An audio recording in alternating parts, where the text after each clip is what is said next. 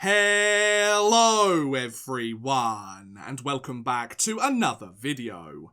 Every year, the NHL Entry Draft sees over 200 players from across the world chosen by NHL franchises. Once a team acquires their North American contract rights, each player selected has the opportunity to work their way up the depth chart, sign an entry-level contract with the team, and if they play their cards right, maybe even take to the ice in the National Hockey League. Though it has seen a multitude of changes since its inception back in 1963, the draft has become something of a well-oiled machine, with most drafts taking place without any drama, controversy or confusion, albeit for the occasional blockbuster trade by the host city. However, there have been several examples over the years of certain draft picks being completely skipped over with no selection having been made. And in this video, I'm going to tell you all about them. So sit back, relax, and take a look at the 2 NHL draft picks that never actually happened. The first of these forfeited picks involves the Toronto Maple Leafs and their pursuit of some overseas assistance. On July 9th, 2008, it was announced that the Maple Leafs had agreed to terms on a 2-year contract with Jonas Frogren, a 28-year-old Swedish defenseman who had spent his entire career in the Swedish Hockey League up until this point, and was a former 206th overall pick by the Calgary Flames back in 1998. However, the National Hockey League rejected Frogren's contract. Since the Swedish defenseman had never signed for the Flames back when he was drafted, the NHL believed that Frogren was only eligible to sign an entry-level contract that could not exceed $875,000 a year, whereas Frogren's agent and the Maple Leafs believed Frogren to be an unrestricted free agent, given his age and decade of experience in the Swedish Pro League. So the second year of his contract saw Frogren earn a $900,000 base salary. Nevertheless, Frogren was allowed to play in the NHL on his contract that season, while the league deliberated on the best way to reprimand the Leafs. The final decision wasn't made until April 1st, 2009, when the NHL announced that they had fined the Toronto Maple Leafs organisation $500,000 for signing Frogren to this contract.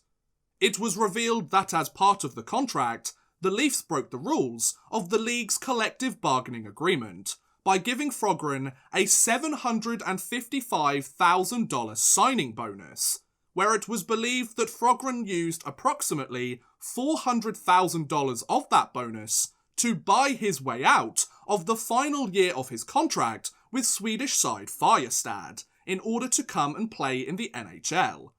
For breaking the league's rules by giving Frogren such a large signing bonus, and for helping provide the funds to buy out his prior contract, the Leafs were also forced to forfeit their 4th round pick in the 2009 NHL Entry Draft, originally held by the Tampa Bay Lightning, which they had acquired at the 2009 trade deadline. Thanks to Tampa's 14th place finish in the Eastern Conference, this pick ended up becoming the 118th pick in the 2009 draft. Interestingly, if you look up the 2009 draft, every list available online will show that no selection was made with the 118th pick, meaning it was completely skipped over and never happened. Considering Toronto could have selected the likes of Eric Howler, Anders Lee, or even Mike Hoffman with this pick, the Leafs must be a little frustrated that they let this pick go. So, was signing Frogren to this deal worth it in the long run? Well, no, it wasn't. Frogren spent just a single season with the Leafs and scored 7 points in 41 games. He was then demoted to the AHL's Toronto Marlies for a year before returning home to Sweden in mid-2010. So the Maple Leafs gave up their chance to draft Mike Hoffman or Anders Lee for 41 NHL games of Jonas Frogren, and they wonder why they haven't won a cup in 50 years. The second and final forfeited pick involves the New Jersey Devils and their attempt to please their new Russian superstar. On July 1st, 2010, it was announced that the New Jersey Devils had signed prized free agent forward Ilya Kovalchuk to a blockbuster 17-year, $102 million contract to remain with the team, after being traded to the Devils from the Atlanta Thrashers midway through the season. Though this deal would set a new record for the longest contract in league history, the National Hockey League blocked the contract from being legitimised, on the grounds that it circumvented the league's salary cap. After an appeal by the Players' Association with an outside arbitrator, the contract was announced as void. Though another contract was agreed, and Kovalchuk got a 15-year, $100 million deal, due to them trying to circumvent the salary cap and pull a fast one on the league, the NHL forced the Devils to pay a $3 million fine, as well as surrender their third-round pick in the 2011 draft and a first-round pick within the next 4 years. Due to their 11th place finish in the Eastern Conference that year, the Devils' forfeited third-rounder ended up becoming the 69th overall pick in the draft.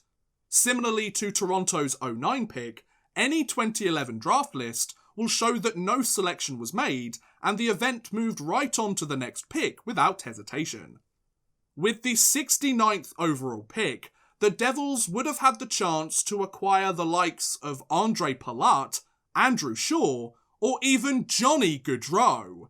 So, was breaking the rules and giving up their draft pick to keep the Russian forward around worth it? No, not at all. On July 11th, 2013, just 3 years into his 15-year deal, Ilya Kovalchuk decided to retire from playing in the National Hockey League and head back home to Russia in order to play in the KHL with SKA St. Petersburg. Having lost their star winger, and with 12 years and $77 million still left on the table, the NHL decided to refund New Jersey their forfeited first-round pick in the form of the 30th overall pick in the 2014 draft, which the Devils used to select John Quenneville, who has yet to play a full season in the NHL. The Devils could have really used Gaudreau then, couldn't they? And that was a look at 2 NHL draft picks that never happened. What do you guys think about these forgotten picks and the stories that caused them? Let me know in the comments below. I would love to hear what you guys think. But thank you very much for watching, guys. I hope you have enjoyed. Please feel free to like, subscribe, share, or watch some of my other videos. Thank you very much for watching, and goodbye. A big thank you to Adam Budziszewski, Chris Gadsby, Connor B, Jordan Whitehead, Max Artis, Nat Marlowe, and Paul Malia for helping support this video via Patreon. If you too want to help support the channel a little bit further and get a shout out at the end of every future video, make sure you head over to patreon.com/oddmanrush and become a patron today.